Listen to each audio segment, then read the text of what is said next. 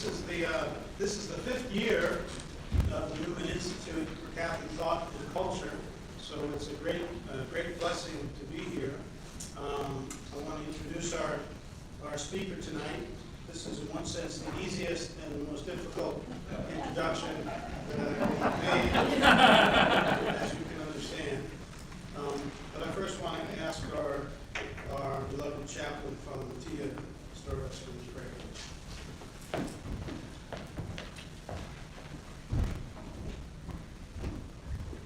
Thanks, John. In the name of the Father, the Son, the Holy Spirit, amen. God and Father, thank you for bringing us together here tonight. And thank you for the great work of the Newman Institute and the impact that it's having on people's lives in such a positive way.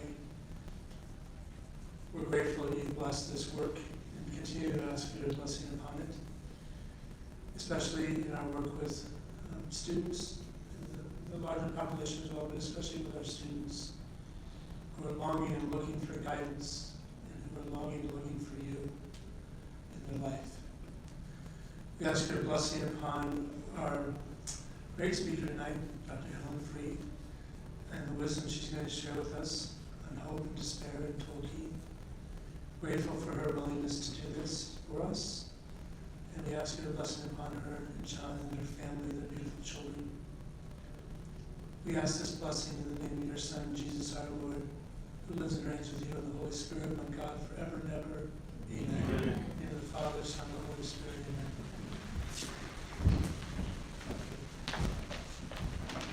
Thank you, Father Mattia.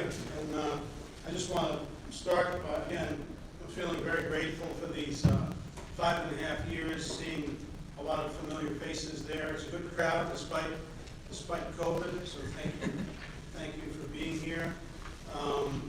Since the first day here, when Bishop Conley asked me to come, Father Mattia and his entire staff at the Newman Center, their attitude has been consistently, well, what do you need?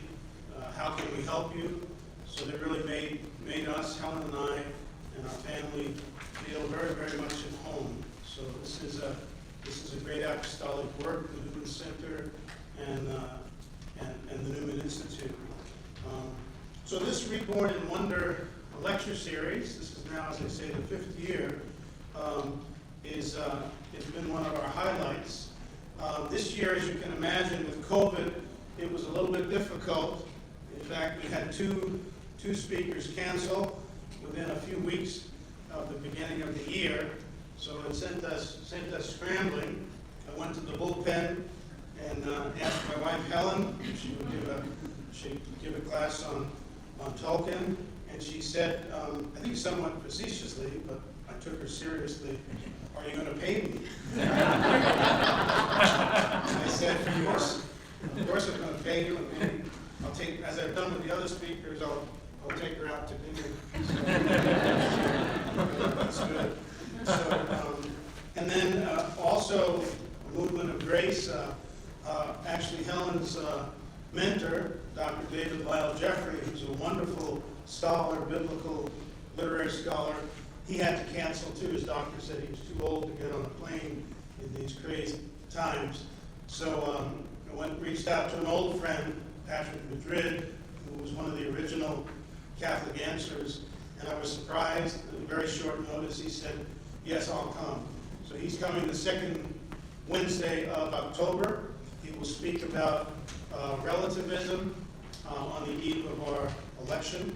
So I think that would be well worth your visit.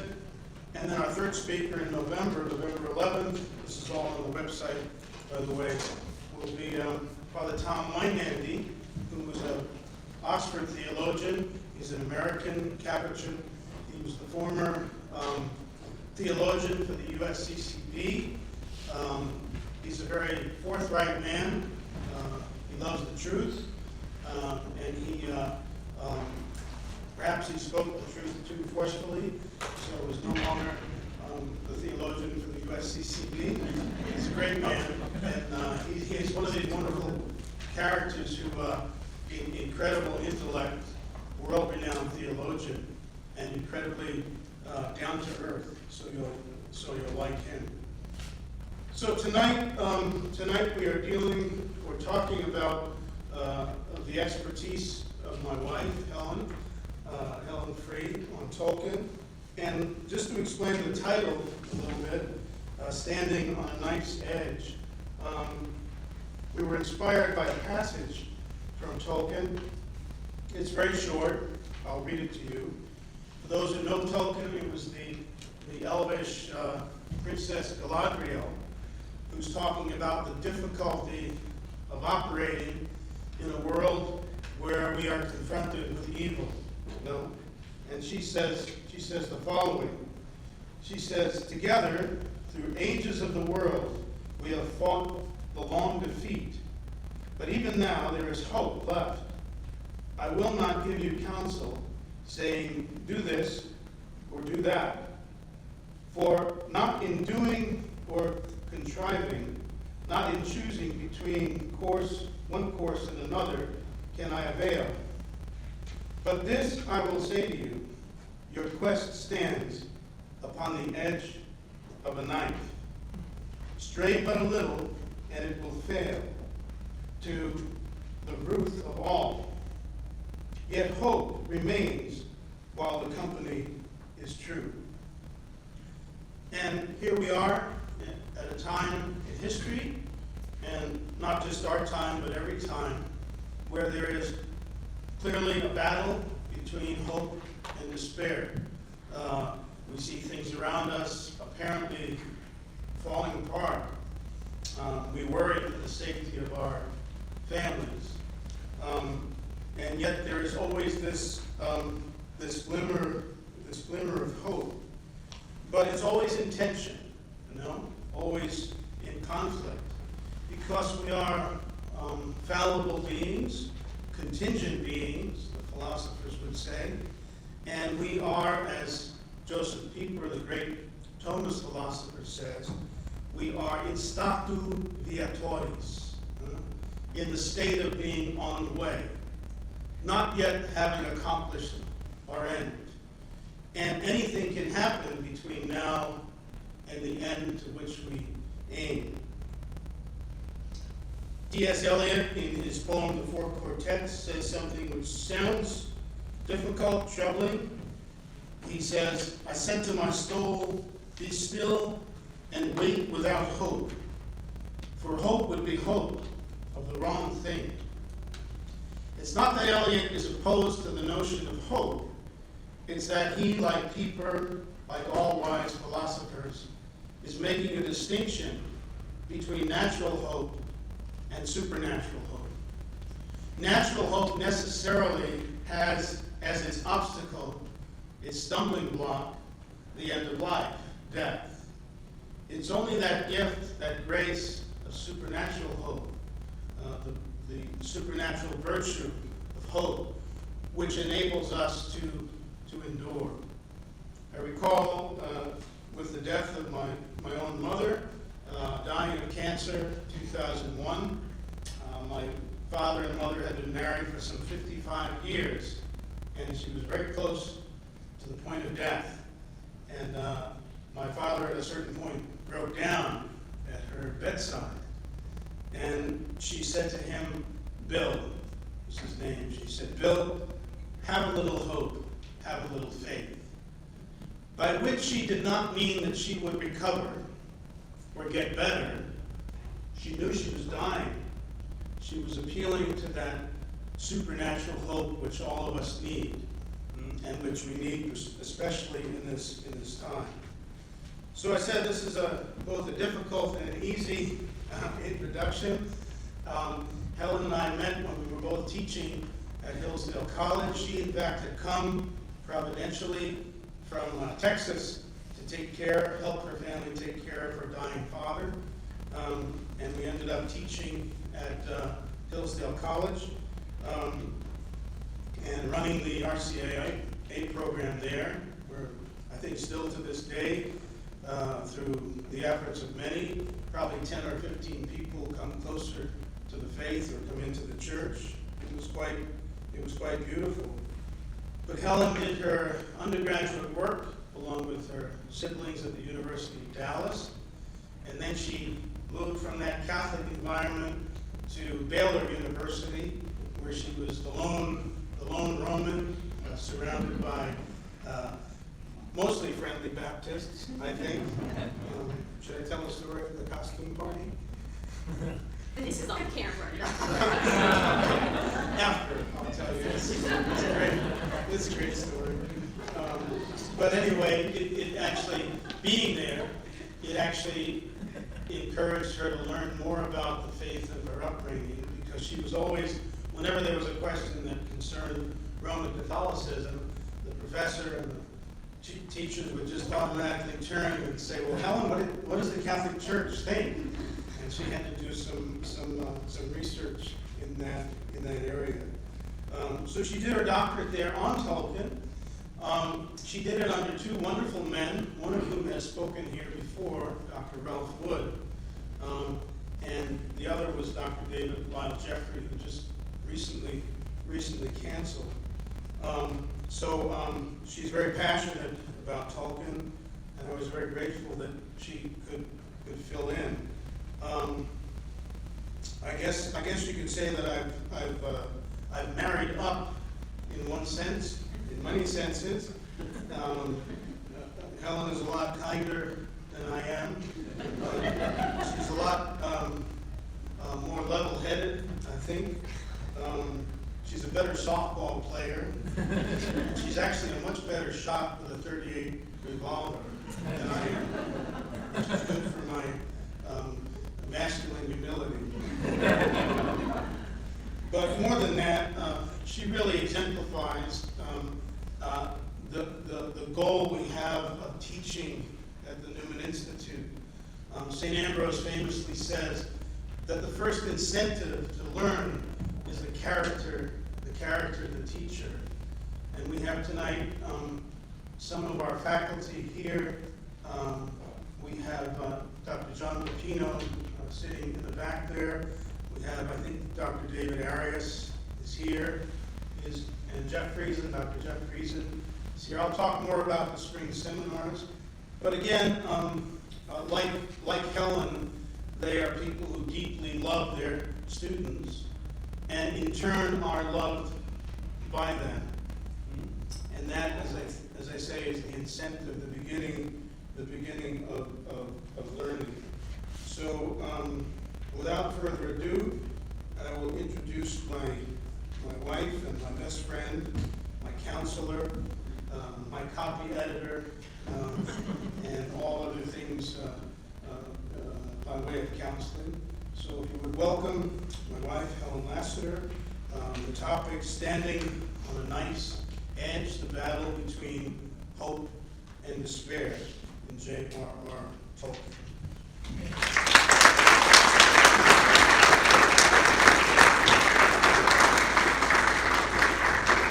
I've never kissed the speaker before. Oh, thank you so much for that kind introduction. And so nice to see so many people that I know, so many friendly faces, both from the Tolkien seminar that I was really privileged to teach last year, but also friends from the 37th Street gang that are here. So thank you so much for coming out. John and I have a movie, a comedy that we love called A Mighty Wind. Has anyone seen A Mighty Wind? You need to see it, just to say that. It's a fantastic documentary. 12 years old at this point. But anyway, there's a line in it where the PR couple is trying to sell this folk group fiesta reunion that's coming up. And the really ditzy woman, she says in response to the man, as he's been going on about what PR people are supposed to do, sell things to people that you don't even want to buy. She says, yeah, it's like we have one brain that's shared between two bodies. So I kind of feel tonight that John and I have one brain shared between two bodies, because you referenced several of the people whom I will talk about in the lecture, but we did not compare notes. So just because of that single brain, which I know I have take back from him and give to me. But he's not correct about my being the kinder of the two. There's a incident that always stands out in my mind for how kind and thoughtful my husband actually is. At all times, just before we were married, we were in RCIA gathering, and we were talking to a couple who was coming into the church. And they were a very rural couple, and he drove, we asked what he did, and he drove a pig truck from Hillsdale to Milwaukee. And that's what he did. He picked up the swine in Hillsdale, drove through the awful city of Chicago, dropped them off in Milwaukee, where he picked up, I know, some other type of livestock load, and brought them back to Hillsdale. And so he's telling us this with such great sincerity. And I'm not a rural person. I didn't grow up on a farm, had no association with this at all, except for the smell of swine. And finally he leans back, puts his hands on his chest, and goes, "Yeah, I'm living the dream." I didn't have anything to say, except living the dream. And John, at the bottom of his heart, and he really was so sincere, he said, "It is so wonderful when a person finds just what it is that God wants them to do." And it was just a great corrective to me to think, who would want to drive a swine truck from Milwaukee? To remember that, no, God has a place for everyone, and once you find that vocation, you have joy, you have happiness. So I always remember the swine truck man, particularly when we pass livestock, semis along the way with us. I think living the dream. I want to shift to that, something that's a bit more serious that happened in Lincoln this week, just to honor someone who died. This would be Officer Herrera, our Lincoln investigator, who passed away of his injuries on Monday. And so I simply just wanted to honor him tonight, just with a brief moment of silence. And we can also all offer up a Hail Mary for the repose of his soul, and also for the comfort of his family, and certainly for the unity of our country. We say eternal rest granted to him, O Lord, and may light perpetual shine upon him. May his soul and all the souls of the faithfully departed, for the mercy of God, rest in peace. Amen. Okay, thank you so much. Modern man seems particularly conflicted about the truth of his own person, for we hold that the contrary views that we are fully autonomous beings, free to do whatever we choose, and also that we are genetically predetermined to choose and act as we do. Despair results from either the crushing weight of responsibility, for one, controlling our own destiny, or two, feeling fully bound by other forces. Both extremes, the total freedom and the total lack of freedom, quench hope. The latter, feeling fully fettered, seems an obvious cause for despair, unless a person is rare enough never to suffer misfortune. The ancient pagans embraced this second view, that we are bound by our fate. In many ways, this view more closely reflects reality than does the embrace of total freedom. The Greeks called it Moira, and the Anglo-Saxons called it weird, W-Y-R-D, from which we get W-I-E-R-D, weird. The question for the pagan was never one of free will, the ability to choose freely from a number of various options, but only one of response to one's Moira. The only freedom that a fated man possessed was to exercise the virtues of stoicism, or courage, within the confines of fate or weird. In a natural sense, all of us are bound by these inexorable laws of nature. We counter many of them through inventions, but they are ever present, waiting like the mythological dragon for the failure of our efforts to lay us bare again to nature's powers. The law of gravity, for instance, is inexorable. We have learned to fly by manipulating other laws of physics, but should engines fail high in the sky, what would happen? If the wings we have made for ourselves should melt, then like Icarus, we will again experience the harsh, inexorable laws of nature. Thus, the pagans saw more perfectly than our enlightened selves the truth about the laws that bind us and the fate to which we are all bound. cruel in their own ways, and a cause for despair if we are nothing before these external powers. And yet, not as much cause for despair as the more modern belief that we are fully free and fully autonomous. Why is the first belief in our complete autonomy more likely to lead to despair? Because it is much more of a lie than man's lack of freedom before fate. No matter how much I may exert my freedom, my autonomy, my self-supremacy over others and over nature, I can never defeat the external powers that bind me.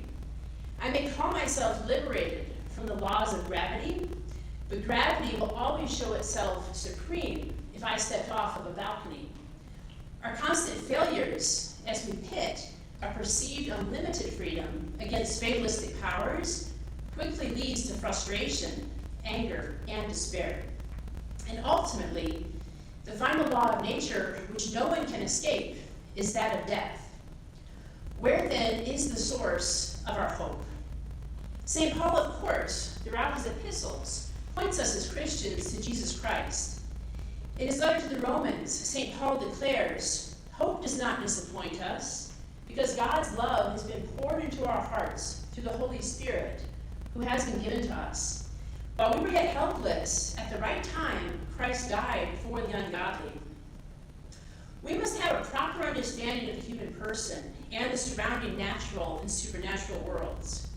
Before he was elected pontiff, Cardinal Ratzinger wrote a beautiful essay, Truth and Freedom, in which he analyzes the post-Enlightenment concept of freedom apart from an objective truth.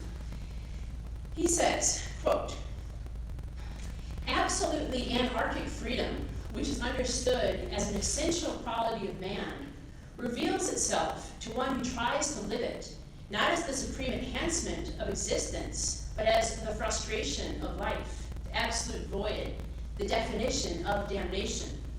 Liberation from the truth does not produce pure freedom, but abolishes it. Anarchic freedom, taken radically, does not redeem, but makes man a miscarried creature, a pointless being. The implicit goal of all of modernity's struggles for freedom is to be at last like a God who depends on nothing and no one, and whose own freedom is not restricted by that of another." Unquote. Consider Pope Benedict's words from the perspective of the legal decision in the 1992 majority opinion of Planned Parenthood versus Casey. And I see just from the youth of many people here, you were born after 1992. But Justice Anthony Kennedy notoriously declared in favor of Planned Parenthood, writing these very dreadful words, quote, "At the heart of liberty is the right to define one's own existence. Is the right to define one's own concept of existence, of meaning, of the universe, and of the mystery of human life." Unquote. Wow. If you haven't heard those, you haven't heard them for a while, let me repeat that statement. Think about the effects that we've seen over these last 20 years of such a mentality.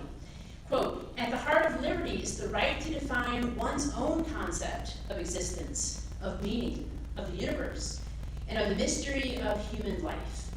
This is an honest assessment of autonomous freedom. Yet the consequences of such liberation, far from being joyful and celebratory, are chaotic and despairing." As W.B. Yeats wrote in the 1919 poem, The Second Coming, quote, "Things fall apart, the center cannot hold, mere anarchy is loosed upon the world." Unquote. Again, 1919 is of course after World War I, for those of us who perhaps still struggle with historical timelines. John Ronald Tolkien, to come to our author for the night. He's born in 1892 and he dies in 1973. He lived through this chaos and loosened anarchy. He rightly saw that the Western world was returning to a pagan sense of order after the devastation of World War I. He was part of a much broader generation of people forced by historical circumstances to question and for many reject the long-held Christian understanding and explanation of world order. The Christian concept of providence was not only something most 19th and 20th century English writers, American writers as well, had already dismissed, but something that seemed absolutely absurd in the face of the war's horrors. The literature that emerges in this time presents a despairing and dark view of the world. Yet despite his own suffering and loss, shared experiences that turned many of his contemporaries into convinced atheists, Tolkien saw a pattern and a purpose behind apparent chaos. Tolkien creates a fictional world full of hope, in which human efforts are not meaningless, because a providential design is at the center of his world. Tolkien is the great 20th century author of hope, and The Lord of the Rings continues to stand as one of the most powerful works of hopeful literature. Tolkien's world directly counters the despairing worldview that each person is an isolated individual in a vast, vacant universe with a silent, if barely existent, God. Through the vehicle of a fictional world, Tolkien presents the limitations of man caught between the hostile powers of fate and the resulting temptation to despair.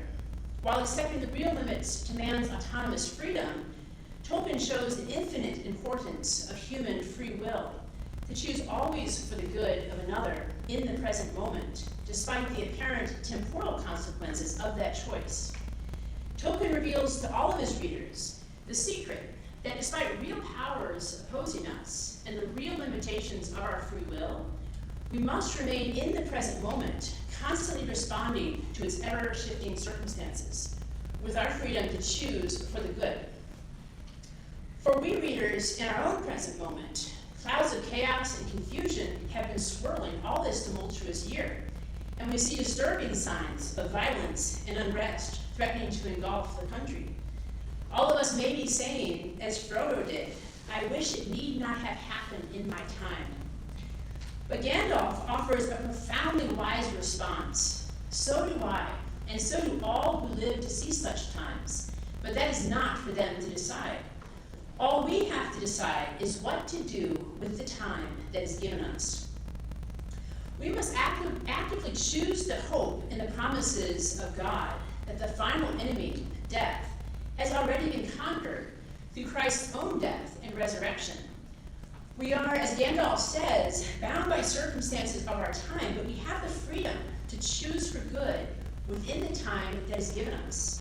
Tolkien's story helps us understand the truth of human life in a fallen world, and it offers a guide to help us in our own choices.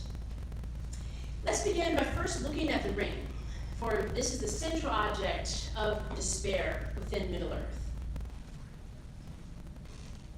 First, I'm assuming that all of you know the story. Does anyone not know anything about Tolkien? Is it zero nada? Thank you. I'm so glad you're here. Thank you. You haven't even seen the movies? Don't see the movies. You're fresh mind. Read the books. My class starts on Monday. You're welcome to join us. But everyone else knows the general storyline, so I'll work from there and not have to summarize or explain too much of the plot. So let's talk about the ring. Through a physical object, the ring, Tolkien creates a power of fate. The ring's prominence suggests that there are supernatural powers in Middle-earth beyond mortal strength, intent on destroying creatures. From the story's opening, Gandalf lays out the central problem and paradox of the ring. It must be destroyed because Sauron's power is linked to its existence. Yet at the same time, no one is strong enough to destroy it, not even Sauron himself. If the ring remains in existence, it will reunite with Sauron, who will then enslave the entire world to his will. The question naturally arises, how can a mortal person conquer or destroy such an invincible force? Gandalf says to Frodo, the ring is, quote, far more powerful than I ever dared to think at first, so powerful that in the end it would utterly overcome anyone of mortal race who possessed it. Sooner or later, the dark power will devour him. From the opening of The Lord of the Rings, fate's triumph seems assured. Frodo's quest to destroy the ring appears doomed from its inception. Frodo, at Gandalf's prompting to try to hurt the ring, intends to toss it into his hearth fire, but instead he finds that he has put the ring back into his own pocket. He cannot will to hurt it. If Frodo is unable to toss the ring into a harmless fireplace in the Shire, then there is little hope of his being able to cast it into the primordial fires of Mount Doom. Quoting from another of Tolkien's stories, Frodo's quest is, quote, hopeless, yet not certain. Instead of working chronologically, I'll start at the story's climax, when Frodo claims the ring for his own at Mount Doom, and then I'm going to work my way back in the story. Looking exclusively at Frodo's own willpower and personal freedom against the enemy's strength, Frodo is a complete and utter failure. He is never strong enough on his own to confront evil forces. If he never was able to destroy the ring, does that not make all other choices futile? What then prevents or counters the despair that ought to well up in each of us from the very beginning of Tolkien's tale? Tolkien masterfully sets up the grievous stakes: worldwide darkness, destruction, corruption, enslavement of all civilization by an irredeemable, evil, angelic power. Frodo's failure seems a foregone conclusion, and we still have hundreds of pages to get through. Why bother? What a dark, depressing story. Frodo was predestined by fate to fail. How is it then that Frodo's ultimate failure of freedom is not the cause of despair, but rather points the reader to the very hope which is the foundational nature of Middle-earth? There's a wonderful family story that we tell in the Lassiter clan, and hopefully, Mom, you're listening tonight because this involves you. My mom and my dad, when they married, they were reading The Lord of the Rings as they traveled over the Appalachian Mountains. They're in the eastern part of Tennessee or Kentucky. And my father loved The Lord of the Rings. It had been a really important part of his own young manhood. And he was introducing his bride to it for the first time as they're reading it aloud on their honeymoon. And my mom gets to the point in the chapter of the Bridge of Khazad-dûm when Gandalf faces the Balrog and he falls, he dies. Suddenly, it looks like he's victorious, but the whip of the Balrog comes, catches him, and he falls to his apparent doom. The last words of, you fools. And my mom's reading this, she shuts the book, and she starts to cry and to weep. My dad is driving, and he's thinking, oh, what a sweet woman that I married, she's so moved by the death of Gandalf. And my mom was thinking, I still chuckle, my mom was thinking, what a horrible man I married. He loves this book. This character in it has just died. I've made a mistake. And my dad says, keep reading, it'll be okay, And my mom said it was the first real act of faith she ever had to make in her married life. She was to pick up that darn book and keep reading after Gandalf had died. But as the tale tells, Gandalf, of course, comes back, and my mother married up. Anyways, go back to my lecture. More than any other part of the story, this climactic scene most strongly counters the Enlightenment emphasis on the individual acting alone by his own agency to accomplish an end. Here, Tolkien rejects most clearly the false notion that the individual is separate from communion with God and with man. Taking the ring for his own use, Frodo proclaims a type of modernist personal freedom to choose as he wills. And it is precisely in this declaration of independence that the quest, as it pertains exclusively to Frodo, fails. Thus, Tolkien rejects the very foundation of the Enlightenment's understanding of individual human freedom and self-assertion. If the quest were exclusively an individual one, then it does end in failure. However, the quest is not individual, but it is communal, and the ring is destroyed only through the guiding hand of Providence, bringing together every consequence of the community's proper use of freedom. The modern reader, and perhaps Americans more than others, cringes at the limitation of an individual's free will. We are so used to our cultural narratives presenting the story of the successful but solitary superhero. You can think of the Batman, the Supermans, the Jack Ryans, or the James Bonds that we have in our cultural stories. Tolkien rejects this solitary superhero in order to reveal the truer and stronger power of providence and the participation we all have within a wider community. Some readers may be surprised or even upset that Frodo ultimately fails to destroy the ring by his own power, but he's actually failed multiple times in the story. He first fails at the very beginning itself, when his will is not strong enough even to cast the ring into a harmless hearth fire. While still in the Shire, he again fails to resist the prompting of a nearby ring wraith to put on the ring. Quote, "Once more the desire to slip on the ring came over Frodo, but this time it was stronger than before, so strong that almost before he realized what he was doing, his hand was groping in his pocket." And that's on page 88 of Fellowship, and given about hundreds of pages more for Frodo to endure this. Frodo would have put on the ring at this moment, except suddenly and quote-unquote coincidentally, high elves appear, and they drive the ring wraith away. The examples of Frodo's failure abound throughout his journey, all foreshadowing his final failure at the journey's destination. While Frodo's claim of the ring is staggering, it's not a plot turn in any way. Readers are staggered by the story's climax precisely because Tolkien completely alters the expected successful conclusion of the individual hero and the heroic quest that most modern sentimental literature follows. Tolkien, in explaining his motivations for creating this final scene, indicates his belief in the reality of evil powers aligned against lesser creatures, a truth that holds both within the primary world as well as Tolkien's secondary one. Tolkien says he intentionally places Frodo in a losing predicament, calling such fatalistic situations sacrificial, in which the person must fail before fate. Tolkien goes on to say, quote, "He is in a sense doomed to failure, doomed to fall to temptation or be broken by pressure against his will. That is, against any choice he could make or would make, unfettered, not under the duress. Frodo was in such a position, an apparently complete trap. The quest was bound to fail as a piece of world plan, and also was bound to end in disaster as the story of humble Frodo's development to the noble, his sanctification."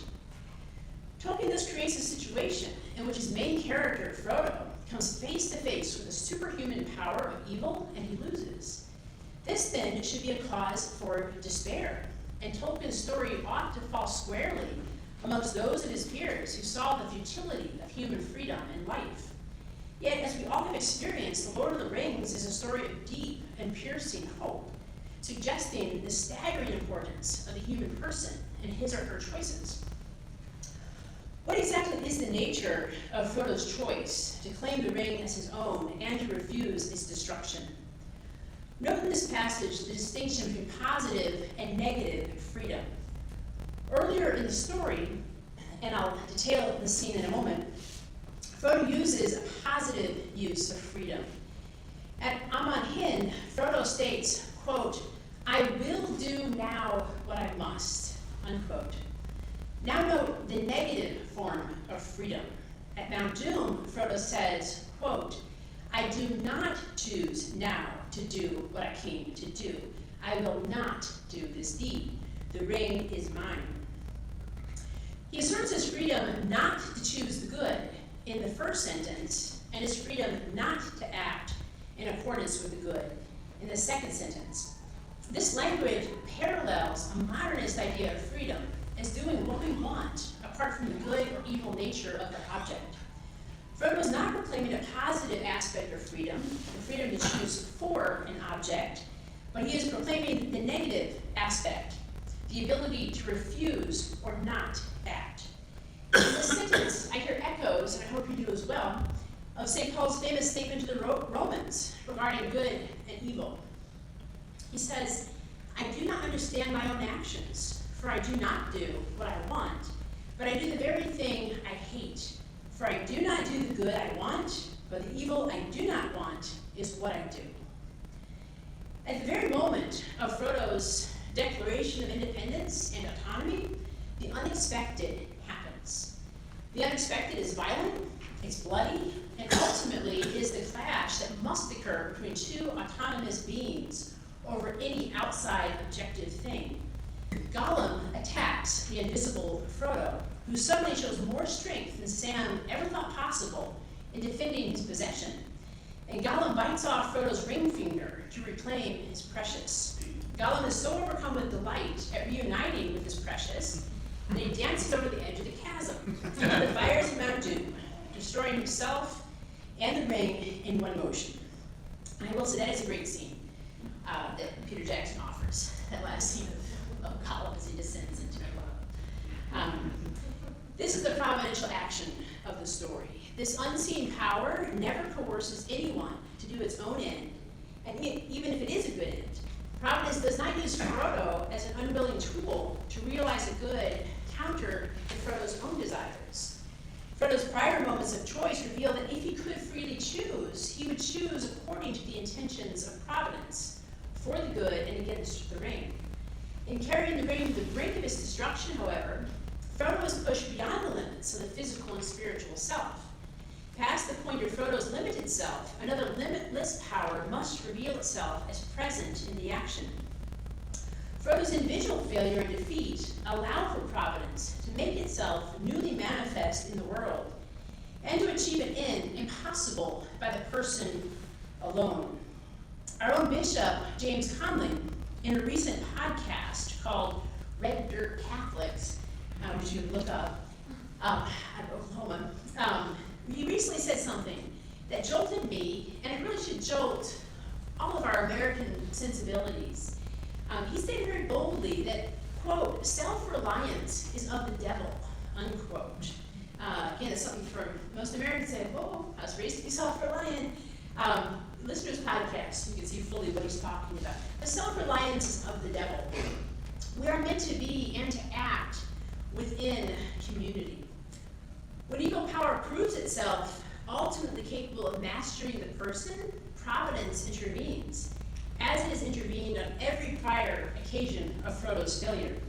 A rapid succession of events occur after Frodo has claimed the ring and put it on. The narrator describes the rapidity of action, saying, at that moment, many things happened. These many things are the sudden convergence of the consequences of many people's use of free will, for good or for ill. Only a beneficent deity could coordinate the consequences of free choice to achieve the perfect end. Again, the providential power does not control people's actions, it coordinates the effects of them, which is a major distinction to keep in mind, that of control versus coordinate. Tolkien indicates that the quest, quote, would and did fail as far as Frodo considered alone was concerned. He apostatized, unquote. But Tolkien continues, analyzing the scene to show the important consequences of properly used free will in the everyday, not the momentous moments. Quote, but at this point, the salvation of the world and Frodo's own salvation is achieved by his previous pity and forgiveness of injury. At any point, any prudent person would have told Frodo that Gollum will certainly betray him and would rob him in the end. The repeated moments of properly used free will by many figures combine to allow for Gollum's presence at the very moment when the ring finally overpowers Frodo. Tolkien's story powerfully depicts the person as neither isolated nor autonomous, but participating in a larger community of persons and protected by providential powers that overshadow and encompass hostile forces. Tolkien states that pity achieves the salvation for both Frodo and for the whole world. It is thus central for Providence's victory. Gandalf introduces the concept of pity almost at the story's very opening. Tolkien, ever the wordsmith, plays with the different nuances of the word through first Frodo's and then Gandalf's contrasting uses of it. Frodo uses pity in its secondary meaning as, quote, something to be regretted when he says, what a pity that Bilbo did not stab that vile creature when he had a chance. Gandalf, though, converts the word to its primary definition, while also adding to it the companion word mercy. Pity, it was pity that stayed his hand, pity and mercy, not to strike without need. And he has been well rewarded, Frodo. Be sure that he took so little hurt from the evil and escaped in the end, because he began his ownership of the ring so, with pity. By coupling pity with the capitalized mercy, Gandalf suggests that Bilbo not only could pity, but also occupied a dominant position over him, which Bilbo did not exploit. Remember that Bilbo was wearing the ring and had its power of invisibility when he had the chance to kill Gollum at the mouth of the caves of the Misty Mountains. And he chose not to exercise this power over him. Thus, he freely rejects the power that the ring is implicitly giving to him. I'm going to move forward ahead because I'm looking at time, and I'm going to get to some other good stuff. So I'm skipping over some good stuff. Talk briefly about Sam. Still on this question of pity, because it's important. Sam, however, does not pity Gollum. Other people do. That's what I'm skipping over. Sam does not pity Gollum because he sees, and rightly so, that Gollum's aim is to hurt Frodo. Sam's attitude to Gollum suggests Sam's own belief in a type of fatalism, in which Gollum must act in a predetermined way. The opposite of a Calvinist belief in once saved, always saved is once damned, always damned. It is in fact Sam's harsh words that ruin the moment Smeagol has to choose for the good. Not even Gollum is doomed to act as he does. He too has a moment of choice, but influenced by Sam, he chooses again for himself. The narrator describes the strange tenderness that comes across Gollum when he returns from having finalized his plot with Shelob, and he finds the hobbit sleeping.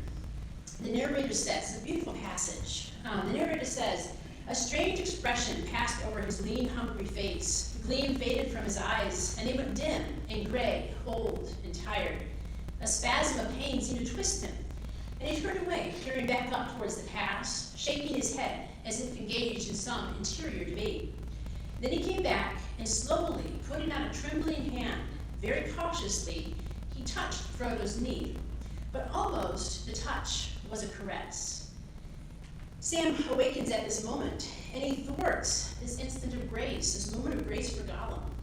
He interprets Gollum's caress as pawing at master.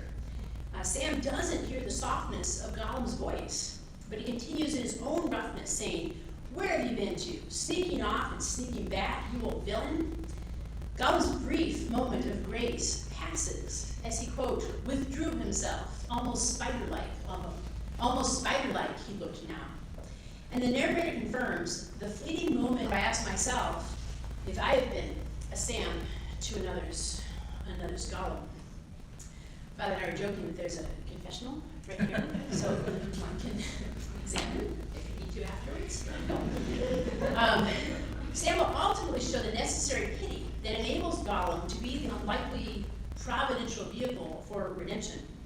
At the very mouth of the chambers of fire, Gollum has leapt upon Frodo in an attempt to seize the ring. Frodo beats him off, and Sam, drawing his sword, tells Frodo to continue on, and Sam will, quote, deal with Gollum. Sam, full of hatred, after Gollum has betrayed them, leaps forward with an intent to kill.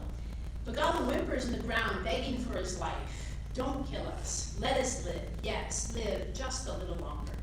When Precious goes, we'll die. The narrator tells us Sam's inner debate. It would be just to slay this treacherous, murderous creature, just and many times deserved. And also it seemed the only safe thing to do. But deep in his heart, there was something that restrained him. He could not strike this thing lying in the dust, forlorn, ruinous, utterly wretched. Sam, of course, pities this sad figure of a being. But because he is Sam, he has no words to express what he felt.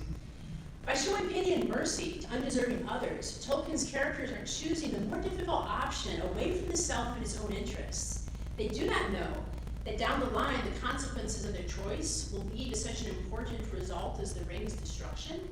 They don't know what the consequences will be.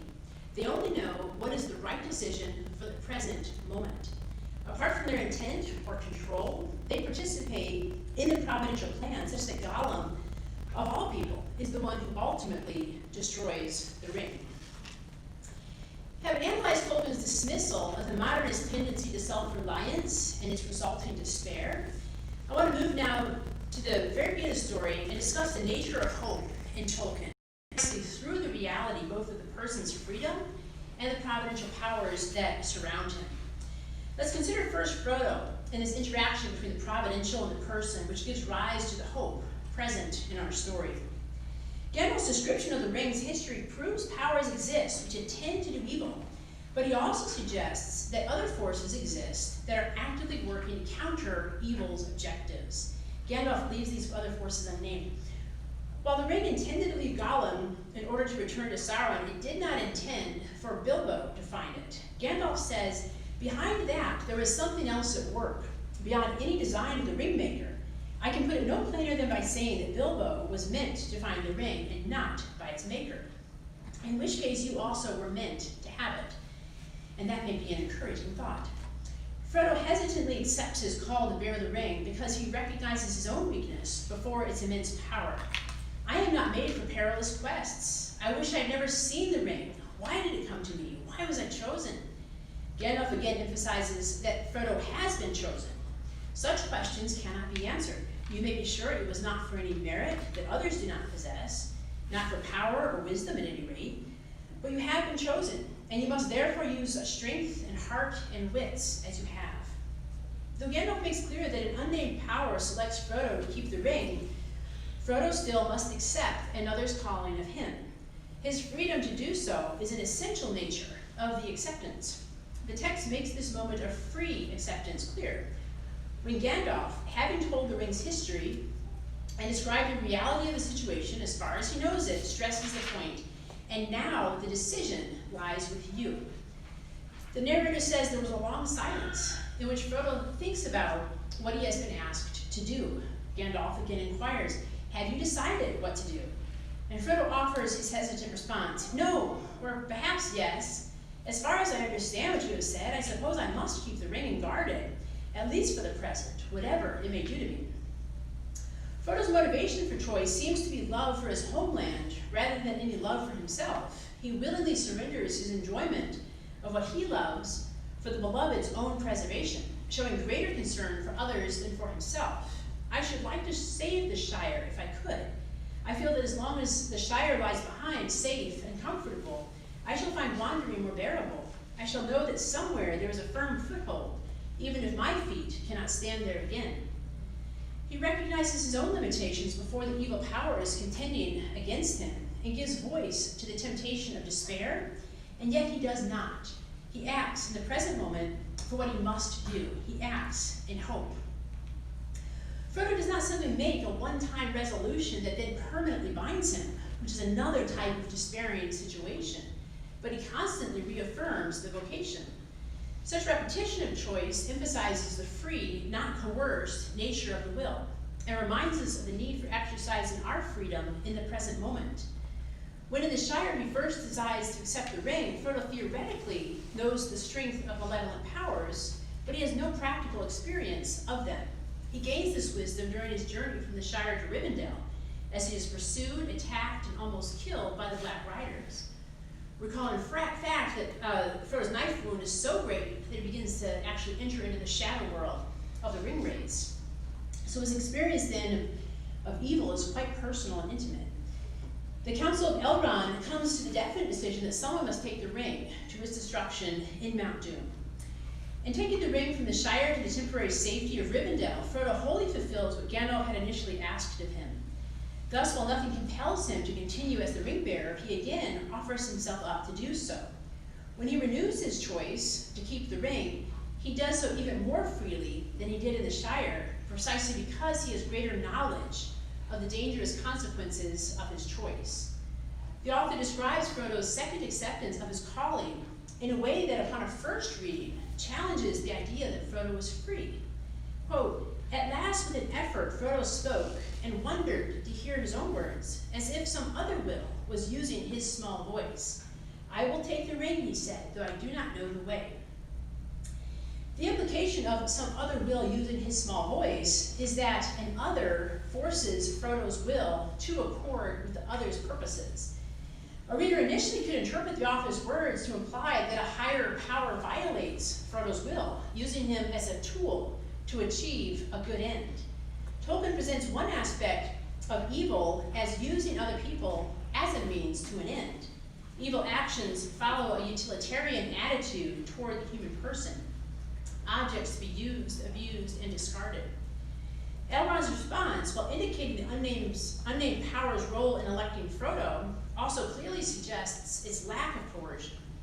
In other words, Frodo remains free to reject the other's election of him. Elrond first suggests the unnamed actor's presence by saying, "I think that this task is appointed for you, Frodo." But shifting focus upon Frodo's importance as actor, Elrond then says, "If you do not find a way, no one will."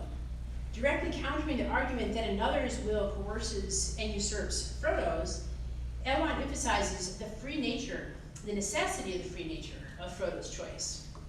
It is a heavy burden, so heavy that none could lay it on another. I do not lay it on you, but if you take it freely, I will say that your choice is right. The converse implication of Elrond's statement is that if Frodo does not take the burden freely, if another power coerces him for any reason, then his choice is wrong. The rightness of his choice connects directly to its uncoerced nature. Freely Frodo takes his burden in a second affirmation of his vocation, knowing the nature of the enemy more deeply in this second moment of choice. While Frodo senses that he remains chosen by another, he struggles between the known consequences of accepting the ring and the temptation to remain there in Rivendell, refusing the task. He chooses, however, to abandon comfort, to abandon safety, and to continue on in the darkness of what lies ahead. So he chooses in darkness, not knowing what will happen next. He doesn't even know the way to Mordor. Thus he is saying that he has no idea how this quest can ever be achieved, and yet he still says he will take the ring. He's willing to take the ring. It's a quotation that shows our one brain at work. T.S. Eliot, in his beautiful Four Quartets, offers, so two people have now said this, if you haven't read Four Quartets, put it on your I must read the Four Quartets list by T.S. Eliot. T.S. Eliot, in his beautiful Four Quartets, offers a similar understanding of action, focused only on the present moment, without a real thought of future victory. Quote, "Fare forward, you who think that you are voyaging. Do not think of the fruit of action, fare forward. Not farewell, but fare forward, voyagers." Unquote. So how did that final line again? Not farewell, but fare forward. The very nature of hope is to proceed without knowing in absolute certainty what will come. Joseph Pieper, again, my brain here, Joseph Pieper, in his treatise on hope, states that the nature of man is as homo viator, man on the road, a pilgrim traveling to his destination. He says, quote, "The virtue of hope is preeminently the virtue of the status viatoris. It is the proper virtue of the not yet. In the virtue of hope, more than in any other, man understands and affirms that he is a creature, that he has been created by God," unquote. The virtue of hope anticipates the end of the homo viator, eternal life in heaven. But Pieper presents also the opposite. Despair is also an anticipation, a perverse anticipation of the non-fulfillment of hope. That, of course, is why St. Paul tells us that faith, hope, and love abide in time. But love is the only virtue that will continue eternally once we have died and experienced the beatific vision. A third key demonstration. Helen, can you repeat that? Of St. Paul. He says, St. Paul tells us that faith, hope, and love abide in time, but love is the only virtue that will continue eternally once we have died and experienced the beatific vision. That's from 1 Corinthians 13:13. A third key demonstration of Frodo's, can you all hear me in the back? Let me step back. Somebody come back like this. So. A third key demonstration of Frodo's free will before both the external influences of the ring and the unnamed power opposing the ring occurs on Amon Hen. Frodo is withdrawn from the Fellowship to determine what path he should take with the ring, either the direct path to Mordor or a detoured path through Gondor. Boromir, overcome by lust for the ring, attempts to seize it from Frodo, who puts it on to escape. While wearing the ring, Frodo perceives Sauron in his disembodied form, the searching eye, and despairs of success before Sauron's might. We're told that, quote, "all hope left him." Frodo experiences an internal conflict as he seems caught between two opposing powers, which the implied author names the voice and the eye. Quote, the two powers strove in him. For a moment, perfectly balanced between their piercing points, he writhed, tormented.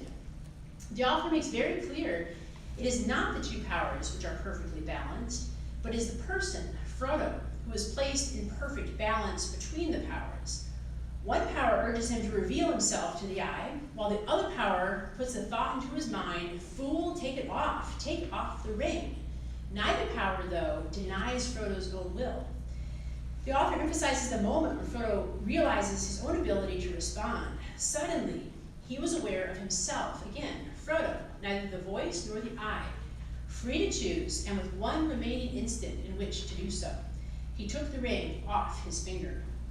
In taking off the ring, Frodo chooses to follow the voice, the other point of power, and to reject the eye. Having acknowledged his true self, Frodo then freely renews, for the third time, his decision to fulfill his vocation.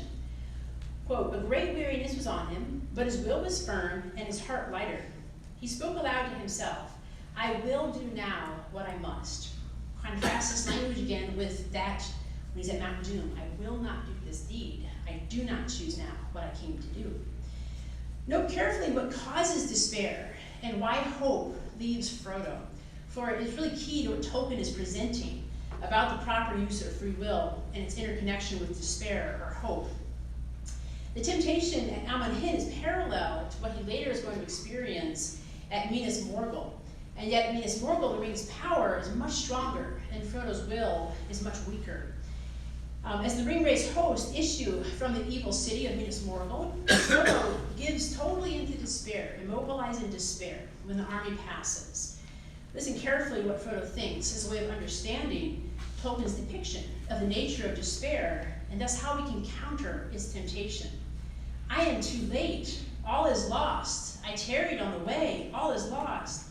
Even if my errand is performed, no one will ever know. There will be no one I can tell. It will be in vain. It's only Sam, and his simple and very dogged faithfulness, that rouses Frodo from his complete inaction and this despair that's brought this about. The narrator tells us, in response to something Sam says, get up. Frodo raised his head and then stood up. Despair had not left him, but the weakness had passed. He even smiled grimly, feeling now as clearly as a moment before he had felt the opposite, that what he had to do, if he could, and that whether Faramir or Aragorn or Elrond or Galadriel or Gandalf or anyone else ever knew about it was beside the purpose. Despair makes Frodo mistakenly believe that everything depends on him. Look at how he first blames himself. I am too late. I tarried. And then notice that slight selfish desire for recognition and praise and glory that slips into his thoughts. No one will be around to know I accomplished this great deed. But ultimately, Frodo accepts the duty simply to fare forward, whatever the final consequences, and whether anyone survives to know of his deed or not. He cannot control any of that. He can only control the choice to, as Sam urges, get up and press onwards. The choice of the immediate and the present moment. An action results in an infinite number of consequences. And if we attempt to control all of these reactions or believe that we can control them, our own complete powerlessness is actually revealed. Frodo's temptation here, as our own temptation often is to see himself fully and completely responsible for the success of the quest. Two other key characters who have succumbed to a sense of complete powerlessness because of their inability to control their circumstances are Theoden and Denethor, the leaders of Rohan and Gondor. The reader sees both characters into a state of real despair, fully convinced of uselessness of action before the overwhelming enemy forces. Both express eloquently that dreadful sense of pointlessness to life before hostile powers or fate. But one character chooses to reject the temptation to despair and to act in hope, whatever the consequences might be. The other chooses only to kill himself as the one act of freedom he sees left to him before defeat. When the reader first encounters Theoden, we see an old, withered, powerless man. he has succumbed to the poisonous words that his counselor Wormtongue has said to him regarding the treachery of friends, the strength of the enemy, the futility of action. Gandalf speaks directly to Theoden, who has embraced old age and ensuing death in response to his own despair of life. Gandalf says, "Not all is dark. Take courage, Lord of the Mark. No counsel have I to give to those that despair. Come out before your doors and look abroad." Theoden takes the very simple steps of leaving his throne, going outside and looking out over his kingdom. Suddenly, and note how often Tolkien inserts the sudden change of circumstances. Suddenly, through a rent in the clouds, behind them a shaft of sun stabbed down. The falling showers gleamed like silver, and far away the river glittered like a shimmering glass. Theoden struggles still against the temptation to see all things as foregone. And he says, "I fear that you have come too late, only to see the last days of my house. Not long now shall stand the high hall. Fire shall devour the high seat. What is to be done?" Gandalf's reply is simple but profound. Much. Single word, much. And yet the slough of despair, as theologians often call it, is difficult to get out of. And Theoden, echoing Frodo's own words, "I wish it did not happen in my time," he says, "Alas, that these evil days should be mine, and should come in my old age, instead of that peace which I have earned. The young perish, and the old linger, withering." How should we respond to one caught in this slough? As Gandalf does, he calls Theoden, reminds him of the action that's needed in the present moment. Gandalf offers no Pollyannish promises of victory and success. Rather, he commands, cast aside regret and fear, to do the deed at hand. If we fail, we fall. If we succeed, then we will face the next task. Where is the freedom that Theoden has to respond in courage to the challenge of the present moment? Faring forward under these trying circumstances is part of the very nature of acting in hope, not despair. Theoden gathers the host of Rohan to come to Gondor's defense, and yet even when he sees the overwhelming host that lies before him, Theoden does not quail, but chooses freely to lead the charge. Some might argue this is a suicide charge, and yet Theoden does not intend his own death.